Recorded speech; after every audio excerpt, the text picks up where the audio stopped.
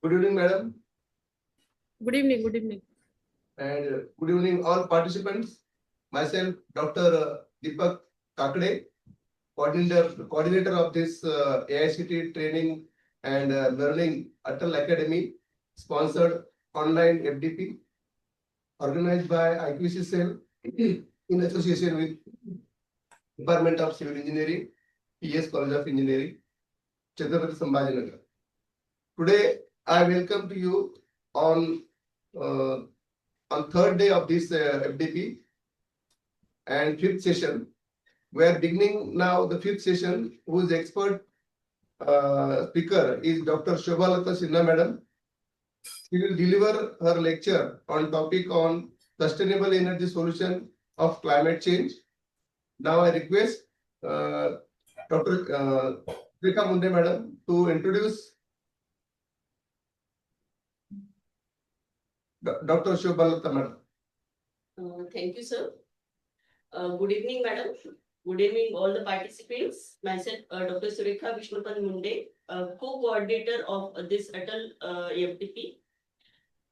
It is my honor, madam, to introduce you. Dr. Shobhalata Sinha is a professor in mechanical engineering at National Institute of Technology, Raipur. She has completed her PhD degree from IIT Kharagpur. She has over 37 years rich experience in teaching, research and administrative work at Government Polytechnic, Government Engineering College and NIT Raipur, Chhattisgarh. She has contributed to many national and international conferences as a researcher, keynote speaker and session chair. She has also organized several academic events and delivered numerous expert lectures across different forums. She has authored 4 books, 14 book chapters, 6 patents are on her credit, 73 research papers published in reputed national and international journals, and nearly 89 papers in national and international conferences. She is the reviewer of many journals in her field of research and edited proceedings of many national and international conferences. She has guided many projects to undergraduate and postgraduate students. Under her guidance, 13 students have completed their PhD and currently she is supervising 5 candidates for their doctorate. She is the expert of biogas generation and fertilizer project RB Organics Raipur at Raipur. She is the principal investigator of mini research project on determination of operating conditions for hydrotransport of mineral slurry based on wall shear stress and head loss measurement for mineral industries of Chhattisgarh state. She has attended various training programs under Canada, India, Institute Industry Linkage Project under MHRD, India and Canada government. She has been selected for National Scholarship Scheme of Ministry of Education and Culture, Government of India. She was conferred with Young Scientist Award in Young Scientist Congress organized at Pandit Ravi Shankar University, Raipur by Madhya Pradesh Council of Science and Technology, Bhopal in 1991. Her systematic and original research work as a research scholar under the Quality Improvement Program at Indian Institute of Technology, Kharagpur was highly appreciated and recognized.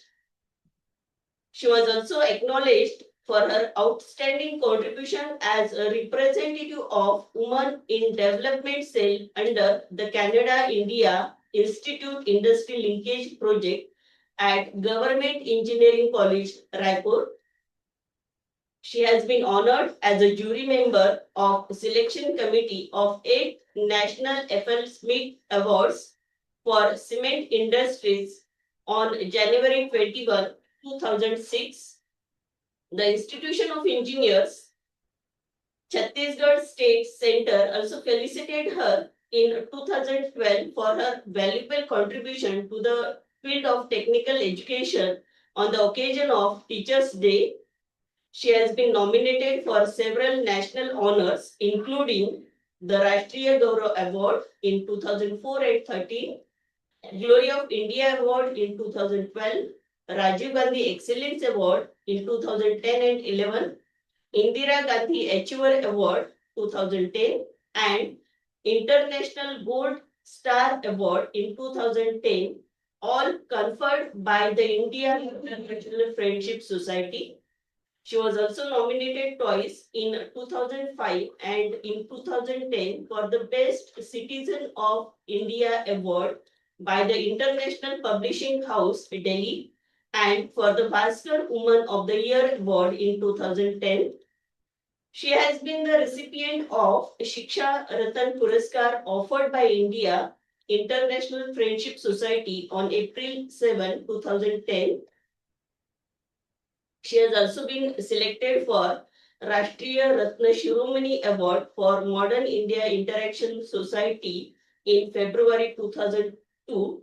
She is the recipient of Rula Awards for Innovative Young Researcher in Rheological Study of a Drilling Fluid by International Journal for Research under Literal Access. I must say she has the impressive list of awards and recognitions that truly reflect her dedication, excellence, and impactful contribution to education and research. Her achievements truly speak of her passion, determination, and commitment to academic excellence. Ma'am, really we are honored to have you for this session. Now I request Dr. Shubhalata Sinha to deliver her session. Thank you, ma'am. So the topic is sustainable energy solutions to combat climate change. Here, I'll be presenting climatic changes and its causes, real life problems, renewable energy sources, roadmap to combat climate changes, modeling, case study, and conclusion. Now, basically, the climate change is a massive threat to humanity, and therefore, many countries are trying to combat its detrimental effects. South Asia, notably India, will be one of the critical places influenced by the climatic change. And what is alarming about the current climates of India and what can be done to tackle the effect of climate changes, that will be we are going to discuss. So basically, the climate change is a change in a statistical distribution of weather patterns that lasts for an extended period of time. It is widely recognized as one of the most important issues facing humanity. So these changes can be natural or can be man-made.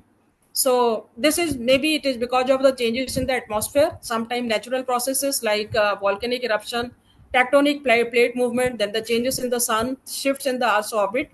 Human activity means any activity that releases greenhouse gases into the atmosphere.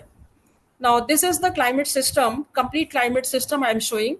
Here, this side it is Earth, this side it is sea, and you are seeing the ice sheet, land surface, biosphere, how it is getting interacted, and the cloud is coming, then the rain is coming, changes in the hydrological cycle, change in the atmospheric components of greenhouse effect, forming industrial waste and landfills. So the burning of carbon dioxide. So because of that, the carbon dioxide warming, and because of that, climate is changed. The deforestation is responsible because we are cutting the trees, and this carbon dioxide is not getting absorbed in the trees for preparation of the food. Regarding farming, nitrous oxide used in fertilizer as one of the contributors to the greenhouse effect in the atmosphere. And this nitrous oxide is very dangerous as far as the ozone depletion factor is there. After that, industrial waste and landfills, the industries and factories produce harmful gases which are released in the atmosphere, and the landfills also release carbon dioxide and methane that adds to the greenhouse gases. Now, the effects of greenhouse gas, it is giving global warming as well as depletion of ozone layer. So global warming we already discussed, and depletion of ozone layer is actually, this ozone layer protects the earth from harmful ultraviolet rays from the sun. It is found in the upper regions of the stratosphere, and the depletion of the ozone layer results in the entry of the harmful ultraviolet rays to the earth's surface, and this is creating skin cancer and also change the climate drastically. So major cause of this phenomena is the accumulation of natural greenhouse gases, including chlorofluorocarbons, that is coming from the air conditioner, carbon dioxide, methane, etc. Now, it is also causing smog and air pollution and the acidification of the water bodies. Acidification is coming from the acid rain, whatever is available in the atmosphere, like sulfur dioxide and nitrogen oxides. It is giving sulfuric acid and nitric acid. Now, there is the runway greenhouse effect also you might have learned. The phenomena, it is actually the phenomena occurs when the planet absorbs more radiation than it can radiate back. So the heat loss from the Earth's surface is less and the temperature of the planet keeps rising. So scientists believe that this phenomena took place on the surface of Venus billions of years ago. And this is believed to have occurred in the following manner, like a runway greenhouse effect arises when the temperature of a planet rises to a level of the boiling point of water. So as a result, all the water from the ocean converts into the water vapor, which traps more heat coming from the sun and further increases the planet's temperature. So this eventually accelerates the greenhouse effect, and this is called the positive feedback loop. Now, similarly, there is another scenario giving way to the runway greenhouse effect. Suppose the temperature rise due to the above causes reaches such a high level that the chemical reaction begins to occur. So, because of the chemical reaction, carbon dioxide from the rocks into the atmosphere, it is adding, and this would heat the surface of the planet, which would further accelerate the transfer of carbon dioxide from the rocks to the atmosphere, giving rise to the runway greenhouse effect. So in simple words, we can say that the increasing the greenhouse effect gives rise to a runway greenhouse effect, which would increase the temperature of the earth to such an extent that no life will exist in the near future. Now coming to the food safety and nutrition, because the temperature is increasing because of the change in the climate, so it direct impacts of higher concentration of carbon dioxide in the atmosphere. It is expected to affect food safety and nutrition. So extreme weather events can also disrupt or slow the distribution of food, and higher temperature can increase case of the salmonella and other bacteria related food poisoning, because bacteria grow more rapidly in warm environment. So these diseases can be caused gastrointestinal distress and in severe cases death. So practices to safeguard food can help avoid these illnesses even as the climates are getting changed. Now, climate change will have the variety of impacts, and we need to check it, because of high sea surface temperature will lead to higher mercury concentration in seafood, increase in extreme weather events. It will introduce contaminants into the food chain through stormwater runoff. Higher concentration of carbon dioxide in the air can act as a fertilizer for some plants, but lowers the level of protein and essential minerals in the crops such as wheat, rice, and potatoes, making these foods less nutritious. Now, the extreme events such as flooding and drought create challenges for food distribution if roads and waterways are damaged or made inaccessible. Now, this is actually how the food is getting deteriorated, that I have shown it here. So, because of the temperature, all foods are getting deteriorated. It is coming to the table and it is giving the one kind of negative thinking on us. After that, when there will be the extreme weather events, we find increase in frequency and intensity of hurricanes, drought, floods, wildfires, and the real life problems will be showing you. So this is for the India. Increase in temperature and heat waves. Normally, we are finding in the month of from April to June, it's extreme cases, and that temperature goes nearly 50 degrees centigrade nowadays. So this is one real life problem. After that, monsoon will become more erratic. Like we nowadays we are facing that every day we are getting rain, but winter should be started, but we are finding rain. So this is the another hectic problem. Of course, after that, increase in droughts and the floods, that is also because of this climate change we are finding. So drought is also a humanitarian crisis as people face a shortage of water and food, and drought could further result in internal migration with people leaving their homes in search of livelihoods. So this is another case of this climate change. After that, the fourth change is rise in sea level. So this rise in sea level is affecting much. We are not getting affected that much, but the coastal regions in India have been witnessing the effect of climate change with sea level rising. So coastal mangrove forests have played an essential role in protecting human habitat from storm surges. But in the sea level rising, many mangroves have been wiped out in the western and eastern part of the country. So in the Sundarban also it happened in the West Bengal. So the rise in sea level has also led to degradation of groundwater quality, as uptick in disease or some bacteria thrive in the saline water and loss of livelihood of for people living in the coastal areas are observed. Then more devastating tropical storm also you will find, and with this is also because of the climatic change. When the one side very hot, another side cold, so the air pressure is will be very high. Whenever there will be velocity will be lower, so pressure will be more. So you can find the cyclones more will be there. After that, rising sea level means it is showing melting of glaciers and polar ice caps, and this is threat to coastal area and the low-lying islands.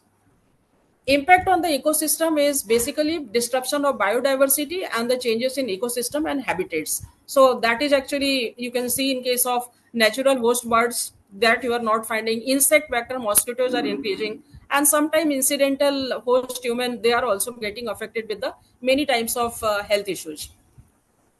After that, we can discuss on the impact on agriculture. It is actually altered growing seasons have happened, changes in precipitation pattern, and the threats to food security. These are the impact on the agriculture sector.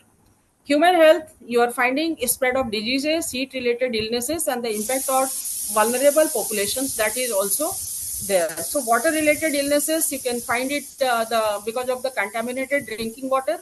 Health impacts may include gastrointestinal illness like diarrhea effect on the body, nervous, and respiratory system. So, climate impacts can affect exposure to waterborne pathogens, bacteria, viruses, and parasites such as this Cryptosporidium and the Giardia. These are the toxins. After that, these are the basically the effects. Now the question comes that how to overcome this. So whatever the present energy sources, I told that we are using basically based on the our thermal plants are based on the coal. So we are using the coals for burning it. So because of that, huge amount of carbon dioxide is coming to the atmosphere. We need to control that. So we need to go towards the renewable energy sources. So I'll be giving you the brief discussion on the renewable energy system. Since the climate change and the global warming, we already understood the role of energy system. Also, we are knowing that our dependency is more on the energy for finding out the alternative. The region is the finite resources. We have very finite source of coal, natural gas, and oil. It is giving environmental pollution effect also, and there is the future. It is since it is very finite. So we are facing the problem of energy insecurity and the health impacts also. So we are moving towards the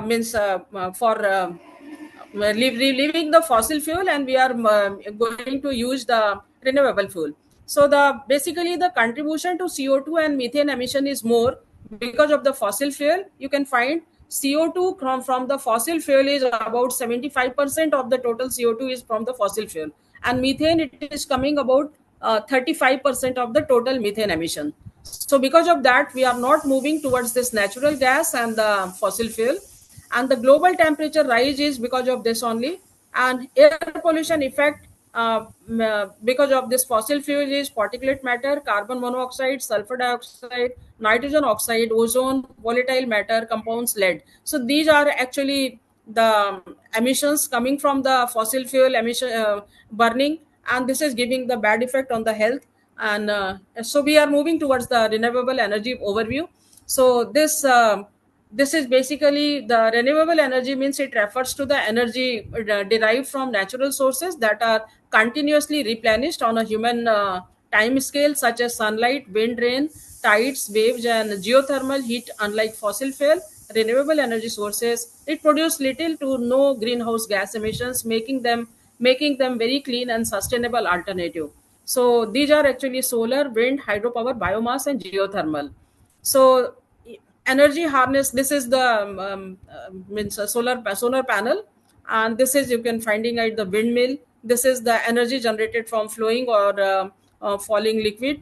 This is energy derived from organic matter such as plants, woods, agricultural residues, and animal waste. And this is showing the heat stored beneath the earth's surface.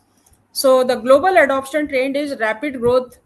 You are finding 585 gigawatt of renewable energy addition in 2024, and renewable share for new power capacity 92.5% of power capacity constitutes of renewable in 2024, and dominance of solar, significant growth in wind, 452 gigawatt of solar capacity in 2024, and the growing total installed renewable capacity is 4,448 gigawatt of total global renewable power capacity by 2024.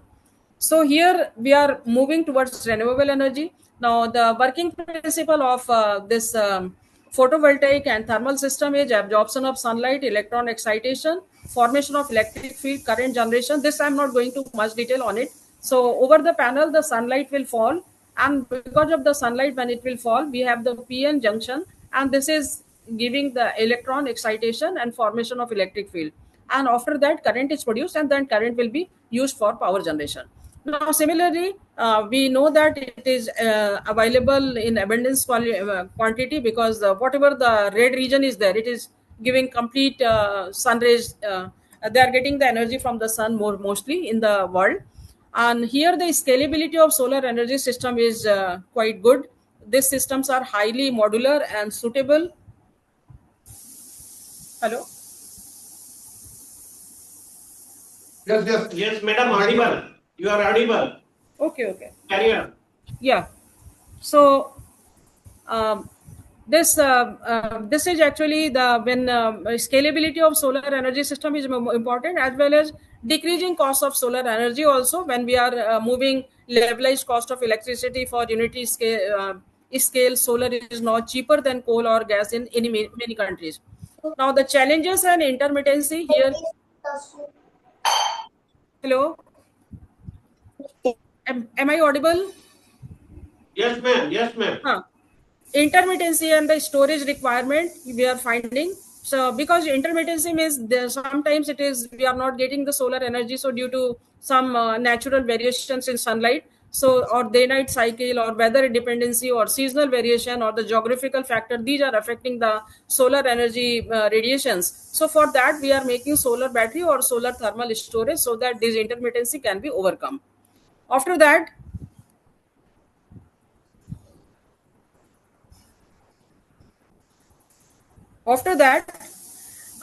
another energy is wind energy. Wind energy is working on the basis of means when wind will fall, it will give the thrust, and that thrust power output will be calculated by this half rho A B cube, where rho is density of air, A is area of swept area of the blade, and the V is the wind speed. So this is the showing the mechanism of the wind turbine, how it works.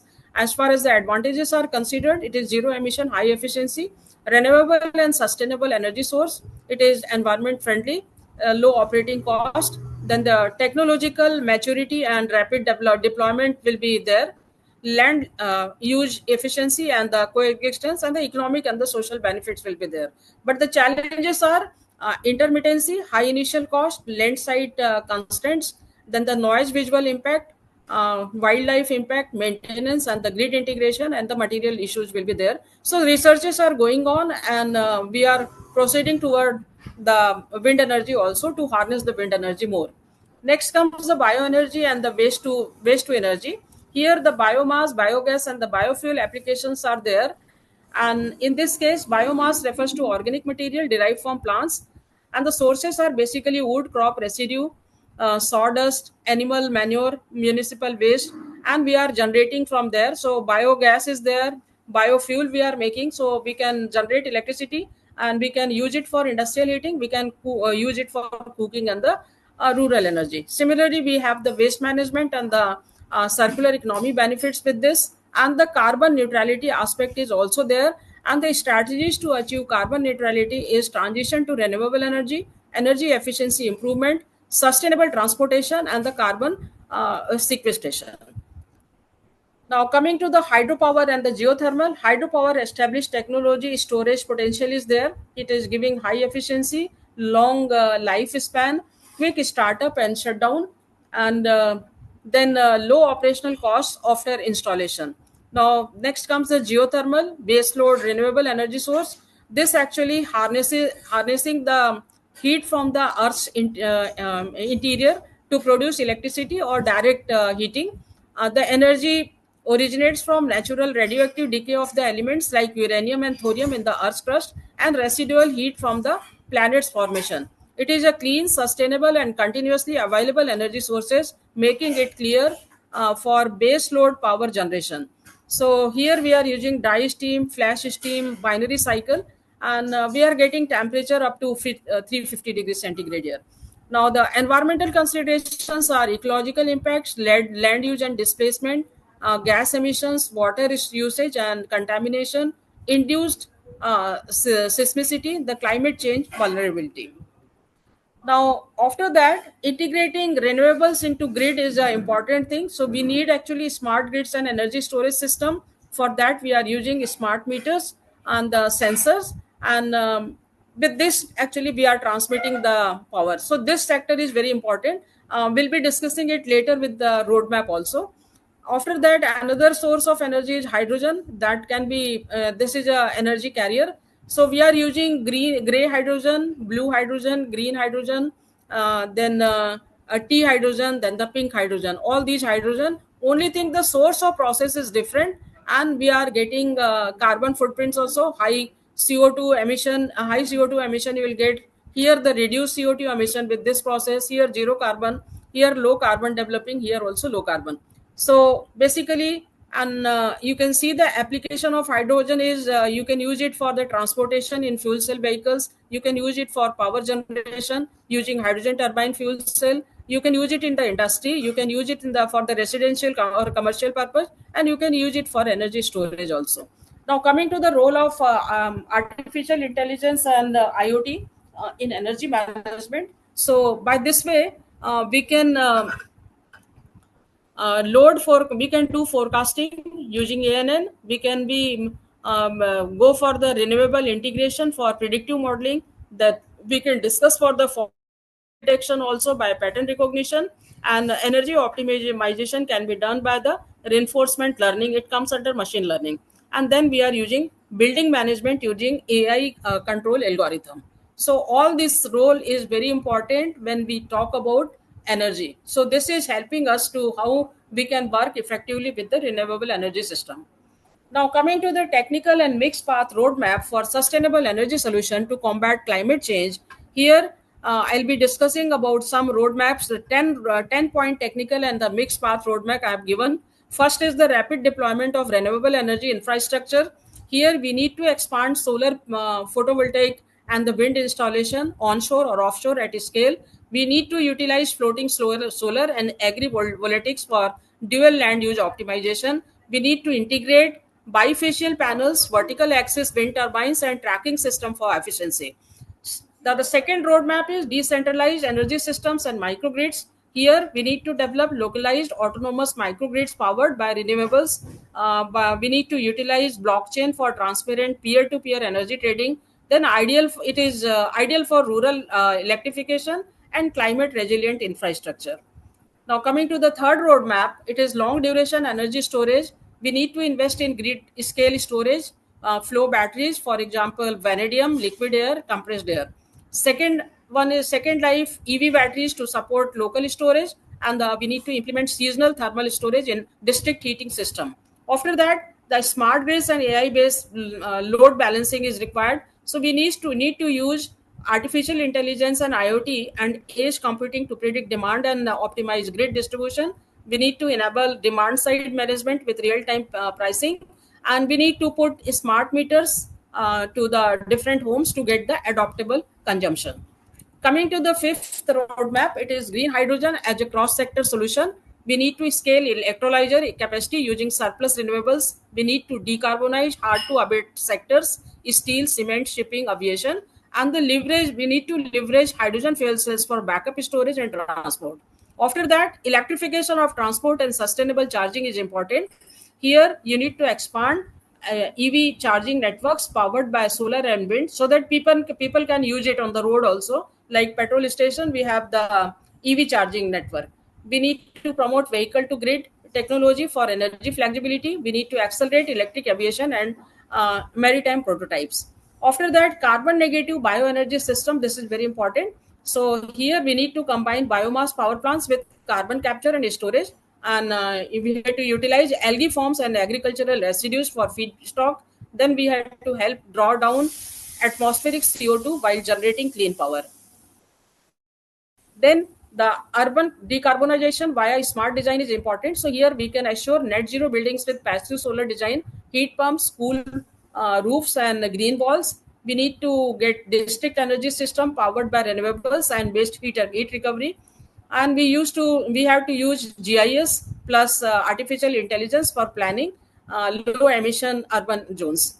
The ninth roadmap is the circular economy and the rare material substitution. Here we need to develop closed loop systems for PV panels, wind turbine blades, EV batteries. We need to innovate with organic PV and abundant material batteries, for example, sodium ion. And we need to put stress over the criticality for sustainable scaling of clean technology. And the last but not the least, we need to frame the policy, finance, and global cooperation. For that, carbon pricing, green bonds, and the climate finance mechanism to drive adoption is important. We need to go for the mandates for fossil phase out and renewable integration target, and we need to encourage open technology transfer, especially to the global south. So this roadmap represents a technical yet holistic mix of energy transportation, energy transition strategies, balancing clean generation, infrastructure, innovation, and systems thinking. It is not just about clean power, but it is about redesigning our energy ecosystem for resilience, equity, and net zero outcomes. Now, coming to the mitigation strategies, already we discussed about so much of renewable energy. So we need to go to for the transition to renewable energy. We go to for reforestation. Already deforestation we did. Now we have to go for reforestation and conservation efforts. We need to increase the use of public transportation and invest in electric vehicles. And after that, all for doing for internationally, we need some international cooperation and policies. For that, the Paris Agreement has been agreed. So what is the Paris Agreement? It is actually the legally binding international treaty on climate change. It was adopted by 196 countries at the UN Climate Change Conference in Paris, France on 12th of December 2015. It entered into force from November 4th, 2016. So basically, its overreaching goal is to hold the increase in the global average temperature to well below 2 degrees centigrade above pre-industrial levels and pursue effort to limit the temperature increase to 1.5 degrees centigrade. Now, what they did actually, how the Paris Agreement works, implementation of the Paris Agreement requires economic and social transformation based on the best available science. The Paris Agreement works on a 5-year cycle of increasing ambitious climate action or ratcheting up carried out by countries. Since 2020, countries have been submitting their national climate action plans known as Nationally Determined Contribution, NDCs. Each successive NDC is meant to reflect an increasingly higher degree of ambition compared to the previous version. Now, this NDCs do. In the NDCs, countries communicate action they will take to reduce their greenhouse gas emission in order to reach the goals of Paris Agreement. Countries also communicate in their NDCs action they will take to build resilience to adapt to the impacts of climate change. Now, there are the two kinds of strategies we have. One is the long-term strategy and another is the short-term strategy. In the long-term strategy, it is made to better frame the efforts towards the long-term goal. The Paris Agreement invites countries to formulate and submit long-term low greenhouse gas emission development strategies. It is called LTLEDs. This provides the long-term horizon to NDCs that are mandatory, and they place these entities into the context of countries' long-term planning and development priorities, providing a vision and direction for future development. Now, how the countries are supporting? The Paris Agreement provides a framework for financial, technical, and capacity building support. So here actually the developed countries are investing more. So this agreement reaffirms that developed countries should take the lead in providing financial assistance to countries that are less endowed and more vulnerable, while for the first time also encouraging voluntary contribution by other parties. Now I'll be talking about the technology. The Paris Agreement speaks of the vision of fully realizing technology development and transfer for both improving resilience to climate change and reducing this greenhouse gases. So here, this is the sorry. So this is it establishes a technology framework to provide overarching guidance to the well-functioning technology mechanism, and this mechanism is accelerating technology development and transfer through its policy and implementation arms. Now, coming to the capacity building for all developing countries have sufficient capacities to deal with many of the challenges brought by the climate change. As a result, the Paris Agreement places great emphasis on climate-related capacity building for developing countries and requests all the developed countries to enhance support for capacity building actions in developing countries. Now, how we are tracking the progress? With the Paris Agreement, countries establish an enhanced transparency framework. Under this ETF, starting in 2024, countries will report transparently on actions taken and progress in climate change mitigation, adaptation measures, and support provided or received. So by this way, all the time they are tracking it. Now, what we have achieved so far, we have, although climate change action needs to be massively increased to achieve the goals of the Paris Agreement, we got the zero carbon solution becoming competitive across economic sectors, representing 25% of emissions. This trend is most noticeable in the power and transport sectors and has created many new business opportunities. By 2030, zero carbon solution could be competitive in sectors representing over 70% of the global emissions. Now, this is the case study in climate mitigation and adaptation. Here, the case study means it is only we are talking for the extreme weather events. Suppose we are not controlling it, then what will happen? The cost of controlling the temperature, like you have to put AC, you have to generate more infrastructure, it is going to change. So because of that, our GDP is getting affected. So approximately 44% of the working population employed in agriculture and allied sector, which contribute about 20% of GDP. So this is going to be affected if we'll not control the global temperature. So there is uncertainty over large the impact might be. The Swiss Institute, for example, estimates a 35% reduction in the level of India's GDP by 2050 if the temperature will grow like this. If greenhouse gas emissions are not reduced globally, and approximately a 6% of GDP reduction even if the Paris Agreement goals are met. Oxford Economics has formed the impact differently, estimating that India's GDP could be 90% lower in 2100. So like that, they have estimated that what will happen if we will not control the temperature. So this is basically the data. So currently correspond to temperature increases between 3 and 4 degrees centigrade, and that is very unfortunate part. And we need to focus it over that.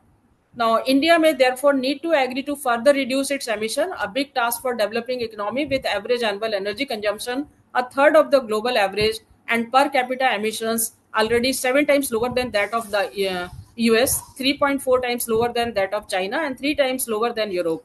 So with recent IPCC report highlighting the urgency of tackling the climate change, it is even more important that emission reductions are ambitious. Now, regarding financial mitigation and adaptation, we need to in 2021 RBI Financial Stability Report noted that the climate change and the associated mitigating policy commitments are set to reshape the macroeconomics and financial landscape.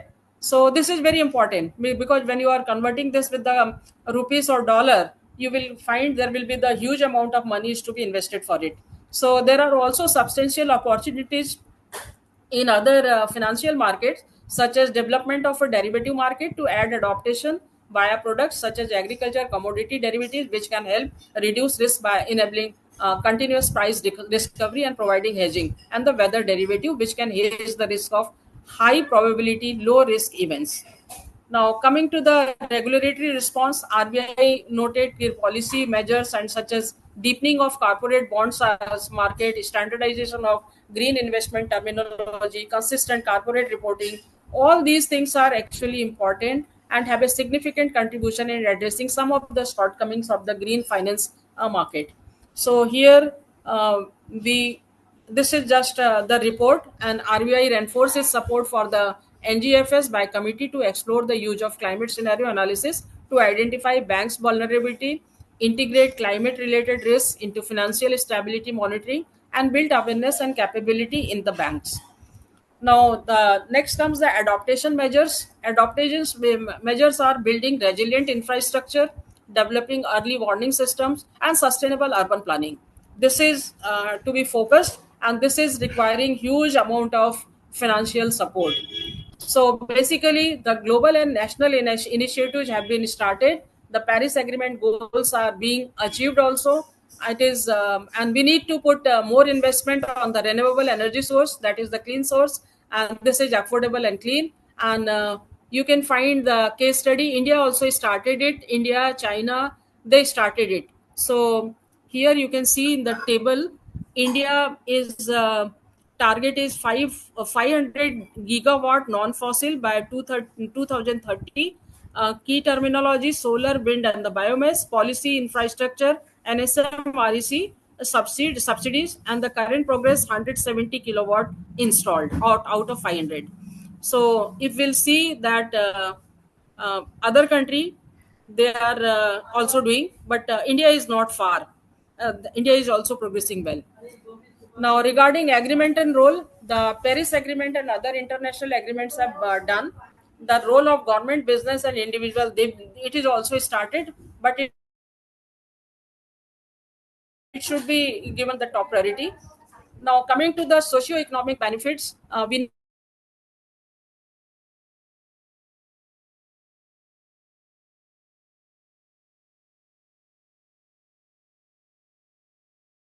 the must be focused. And energy access is there. So for rural electrification in India, we have this Saubhagya scheme, greater than 100 million households electrified. Then in the Africa, they are also having some lighting schemes, and the Bangladesh solar home system program, and then the Latin America, they have the mini grids for rural community.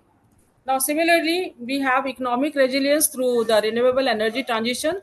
Here, we are moving for energy security, job creation, and economic diversification.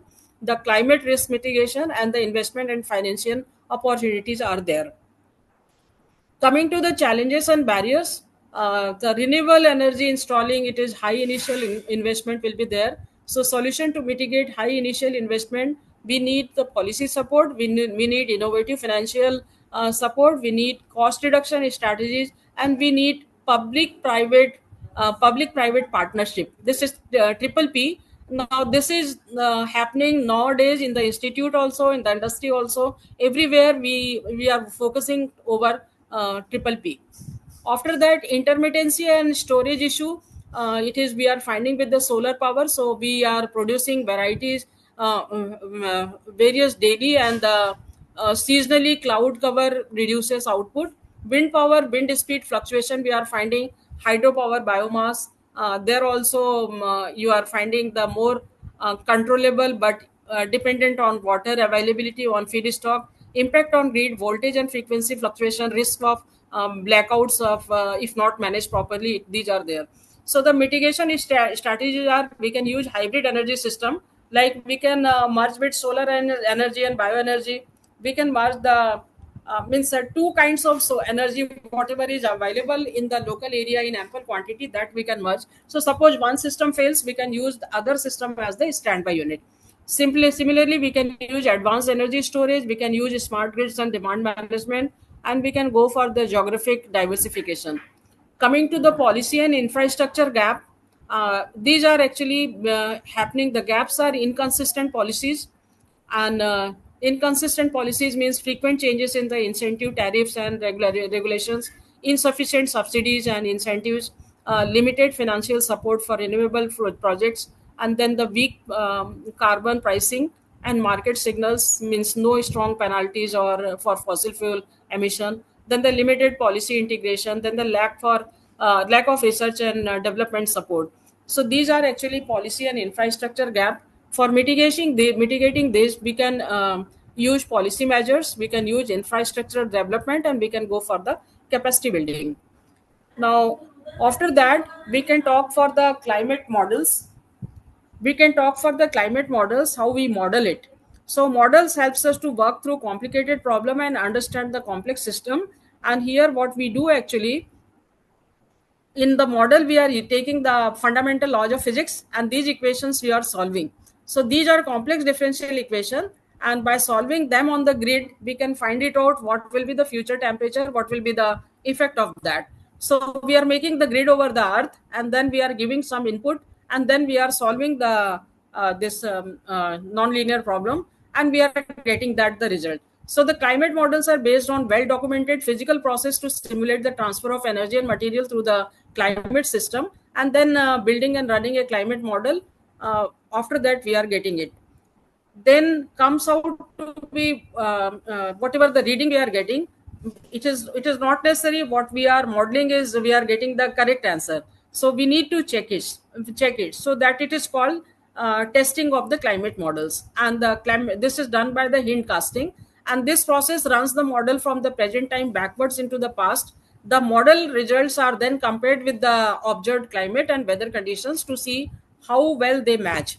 So this testing allows scientists to check the accuracy of the model, and if needed, revise its equations. Science teams around the world test and compare their model outputs to observation and results from other models. Now coming to using scenario to predict future climate. So once your model is ready, you can perform well in hint casting test. Its results for simulating future climate are also assumed to be valid. So you can do it by this way. And this result of the climate model, we can use it for taking the further steps. So how are the climate models different from weather prediction model? Weather forecasts, which describe a detailed picture of the expected daily sequence of condition, is starting from the present climate models. But the climate models are probabilistic, indicating areas with higher changes to be warmer or cooler, and the wetter or drier than usual. So this is the basic difference. And basic is the call to action is we need to put individual actions to reduce carbon footprints. We need to adopt people centered approach in understanding climate risk. Then we need to adopt pathways should guide decision making. We need to increase investments in ecosystem and nature based solutions. Coming to the advocacy for sustainable policies, we need to establish system to continuously learn from and innovate from the experiences gained in implementing adaptation solution on the ground. Encouraging others to get involved, we need to encourage other people so that they can go for the use of more renewable energy, and they can work for the human and the social for the they can work for the human and social development, and that will actually reduce the climate risk. And this is shaped by environmental and socio-cultural processes. And for example, the effects of climate changes on hunger is due to many drivers that increases vulnerability, so including marginalization of women from decision making in household, and secondary malnutrition due to lack of access to quality water supply. So that we can check it. So in conclusion, the community engagement to sustain climate and minimize the curse of climate change will be: the first challenge is eliminating the burning of coal, oil, and eventually natural gas by solar power. uh, you just replace it by solar power appliance. Stop cutting down trees and intensify afforestation program and plantation on individual social basis. And then we need to preserve water bodies by effective application of laws. We need to stop encroachment of waterway. We need to unplug television, stereo equipment, computers, and other gadgets and electronic appliances to minimize CFC emission. We need to avoid use of plastics by promoting and developing alternate organic degradable material. We need to stop polluting water bodies, and we need to use organic fertilizers and minimize the use of chemical fertilizers and pesticides. So these are my references. Thank you. Thank you very much. Hello. Yes, yes, ma'am. Dear participants, we are going to start our question answer session. If you are having certain questions regarding today's presentation, please ask.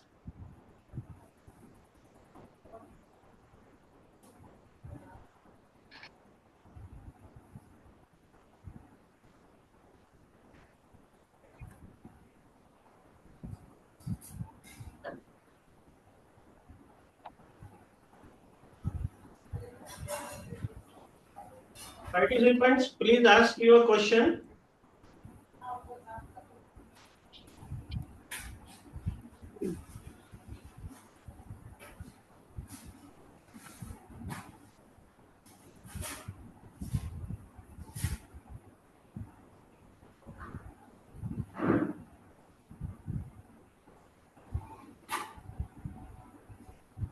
You can write it in chat box also.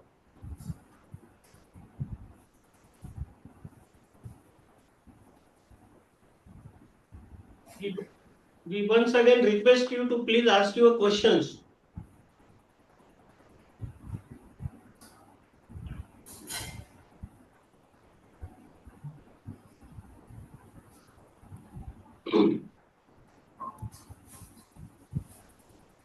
Okay.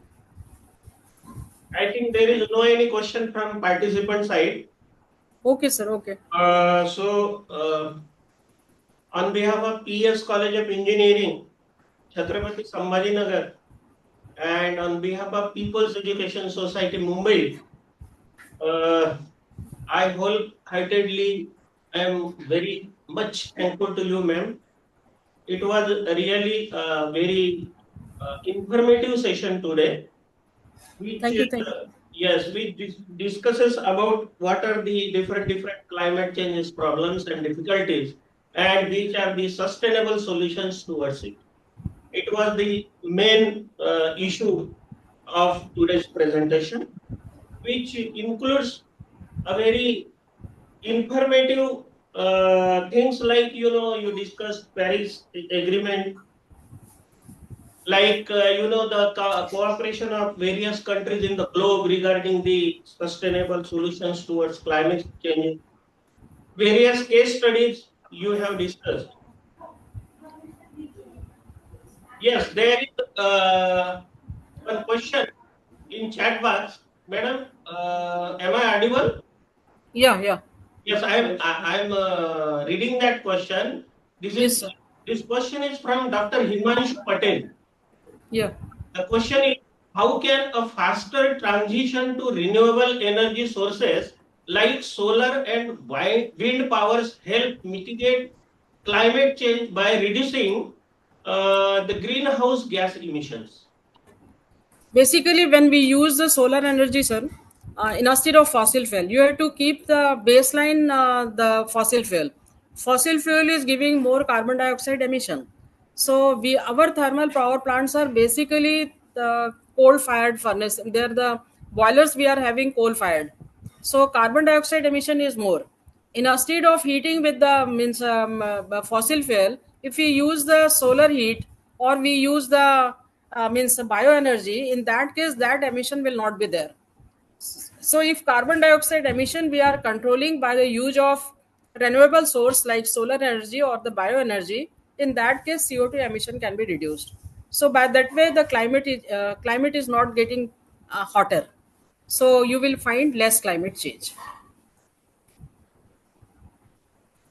We want heat, actually we don't want that, like the summer should not be there. Summer should be there, but the temperature should not go beyond that limit. Now we are reaching to nearly 50 degrees centigrade in summer, so that is actually alarming. So when we use it, we'll stop the fossil fuel. Ultimately this carbon dioxide emitting to the atmosphere will be controlled. That is the main thing. Or suppose the natural gas we are discharging to the atmosphere, methane is also having the ozone depletion potential, so that also can be controlled. So our aim is to control these trace gases, to control these greenhouse gases. Okay, thank you, ma'am. Any question from participant side again?